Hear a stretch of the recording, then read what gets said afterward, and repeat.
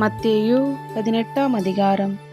அவ்வேளையிலே சீஷர்கள் இயேசுவினிடத்தில் வந்து, பரலோக ராஜ்யத்தில் எவன் பெரியவனாயிருப்பான் என்று கேட்டார்கள். இயேசு ஒரு பிள்ளையை தம்மிடத்தில் அழைத்து, அதை அவர்கள் நடுவே நிறுத்தி, நீங்கள் மனம் திரும்பி பிள்ளைகளைப் போல் ஆகாவிட்டால் பரலோக ராஜ்யத்தில் பிரவேசிக்க மாட்டீர்கள் என்று மெய்யாகவே உங்களுக்கு சொல்லுகிறேன். ஆகையால் இந்த பிள்ளையைப் போல தன்னை தாழ்த்துகிறவன் எவனோ அவனே பரலோக ராஜ்யத்தில் பெரியவனாயிருப்பான். இப்படிப்பட்ட ஒரு பிள்ளையை என் நாமத்தின் நிமித்தம் ஏற்றுக்கொள்ளுகிறவன் என்னை ஏற்றுக்கொள்ளுகிறான். என்னிடத்தில் விசுவாசமாயிருக்கிற இந்த சிறியரில் ஒருவனுக்கு இடரல் உண்டாக்குகிறவன் எவனோ அவனுடைய கழுத்தில் ஏந்திர கல்லை கட்டி சமுத்திரத்தின் ஆழத்திலே அவனை அமிழ்த்துகிறது அவனுக்கு நலமாயிருக்கும். இடரல்கள் நிமித்தம் உலகத்துக்கு ஐயோ! இடரல்கள் வருவது அவசியம்.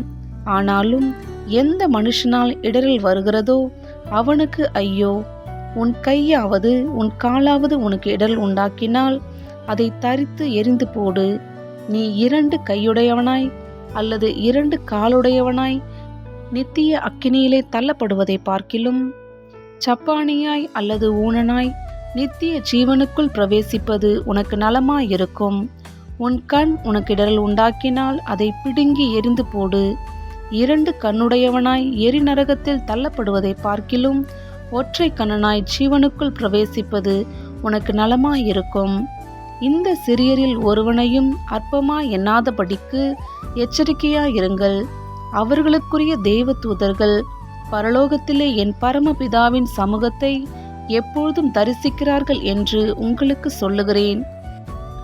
மனுஷகுமாரன் கெட்டுப்போனதை ரட்சிக்க வந்தார். உங்களுக்கு எப்படி தோன்றுகிறது? ஒரு மனுஷனுக்கு 100 ஆடுகள் இருக்க அவைகளில் 1 சிதறி போனால் அவன் மற்ற 99 ஆடுகளையும் மலைகளில் விட்டு போய் சிதறி போனதை தேடாமல் இருப்பானோ? அவன் அதை கண்டுபிடித்தால் சிதறி போகாத 99 ஆடுகளை குறித்து சந்தோஷப்படுகிறதை பார்க்கிலும் அதை குறித்து அதிகமாய் சந்தோஷப்படுவான் என்று மெய்யாகவே உங்களுக்கு சொல்லுகிறேன். இவ்விதமாக இந்த சிறியரில் ஒருவனாகிலும் கெட்டு போவது பரலோகத்தில் இருக்கிற உங்கள் பிதாவின் சித்தமல்ல. உன் சகோதரன் உனக்கு விரோதமாக குற்றம் செய்தால் அவனிடத்தில் போய் நீயும் அவனும் தனித்திருக்கையில் அவன் குற்றத்தை அவனுக்கு உணர்த்து. அவன் உனக்கு செவி கொடுத்தால் உன் சகோதரனை ஆதாயப்படுத்திக்கொள். அவன் செவி கொடாமற் போனால் 2-3 சாட்சிகளுடைய வாக்கினாலே சங்கதிகளெல்லாம் நிலைவரப்படும்படி 2 உன்னுடனே கூட்டிக் கொண்டு போ. அவர்களுக்கும் அவன் செவி கொடாமற் போனால் அதை சபைக்கு தெரியப்படுத்து. சபைக்கும் செவி கொடாதிருப்பானால் அவன் உனக்கு அஞ்ஞானியைப் போலவும் ஆயக்காரனைப் போலவும் இருப்பானாக. பூலோகத்திலே நீங்கள் எவைகளை கட்டுவீர்களோ அவைகள் பரலோகத்திலும் கட்டப்பட்டிருக்கும். பூலோகத்திலே நீங்கள் எவைகளை கட்டவிழ்ப்பீர்களோ அவைகள் பரலோகத்திலும் கட்டவிழ்க்கப்பட்டிருக்கும் என்று மெய்யாகவே உங்களுக்கு சொல்லுகிறேன். அல்லாமலும் உங்களில் 2 பேர் தாங்கள் வேண்டிக் கொள்ளப் போகிற எந்த காரியத்தை குறித்தாகிலும் பூமியிலே ஒருமனப்பட்டிருந்தால் பரலோகத்தில் இருக்கிற என் பிதாவினால் அது அவர்களுக்கு உண்டாகும் என்று உங்களுக்கு சொல்லுகிறேன். ஏனெனில் 2 பேராவது 3 பேராவது என் நாமத்தினாலே எங்கே கூடியிருக்கிறார்களோ அங்கே அவர்கள் நடுவிலே இருக்கிறேன் என்றார். அப்பொழுது பேதுரு அவரிடத்தில் வந்து, ஆண்டவரே, என் சகோதரன் எனக்கு விரோதமாய் குற்றம் செய்து வந்தால் நான் எத்தனை தரம் மன்னிக்க வேண்டும்? 7 தரம் மட்டுமோ என்று கேட்டான். அதற்கு இயேசு, 7 தரம் மாத்திரமல்ல, 7-70 தரம் மட்டும் என்று உனக்கு சொல்லுகிறேன். எப்படியெனில் பரலோக ராஜ்யம் தன் ஊழியக்காரரிடத்தில் கணக்கு பார்க்க வேண்டுமென்றிருந்த ஒரு ராஜாவுக்கு ஒப்பாயிருக்கிறது. அவன் கணக்கு பார்க்க தொடங்கின போது 10,000 தாலந்து கடன் பட்டவன் ஒருவனை அவனுக்கு முன்பாக கொண்டு வந்தார்கள். கடனை தீர்க்க அவனுக்கு நிர்வாகம் இல்லாதபடியால் அவனுடைய ஆண்டவன் அவனையும் அவன் பெண்ஜாதி பிள்ளைகளையும் அவனுக்கு உண்டான எல்லாவற்றையும் விற்று கடனை தீர்க்கும்படி கட்டளையிட்டான்.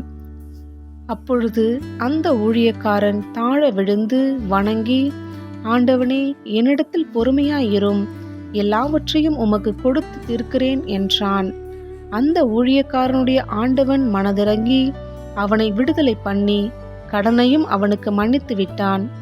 அப்படி இருக்க அந்த ஊழியக்காரன் புறப்பட்டு போகையில் தன்னிடத்தில் 100 வெள்ளிப்பணம் கடன் பட்டிருந்தவனாகிய தன் உடன் வேலைக்காரரில் ஒருவனை கண்டு அவனை பிடித்து தொண்டையை நெரித்து, நீ பட்ட கடனை எனக்கு கொடுத்து தீர்க்க வேண்டும் என்றான். அப்பொழுது அவனுடைய உடன் வேலைக்காரன் அவன் காலிலே விழுந்து, என்னிடத்தில் பொறுமையாயிரும், எல்லாவற்றையும் உமக்கு கொடுத்து தீர்க்கிறேன் என்று அவனை வேண்டிக் கொண்டான்.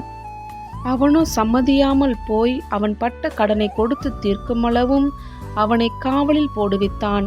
நடந்ததை அவனுடைய உடன் வேலைக்காரர் கண்டு மிகவும் துக்கப்பட்டு ஆண்டவனிடத்தில் வந்து நடந்ததையெல்லாம் அறிவித்தார்கள். அப்பொழுது அவனுடைய ஆண்டவன் அவனை அழைப்பித்து, பொல்லாத ஊழியக்காரனே, நீ என்னை வேண்டிக் கொண்டபடியினால் அந்த கடன் முழுவதையும் உனக்கு மன்னித்து விட்டேன்.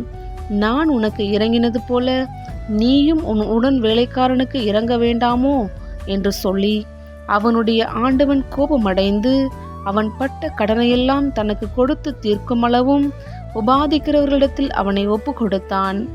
நீங்களும் அவனவன் தன் தன் சகோதரன் செய்த தப்பிதங்களை மனப்பூர்வமாய் மன்னியாமற் போனால் என் பரமபிதாவும் உங்களுக்கு இப்படியே செய்வார் என்றார்.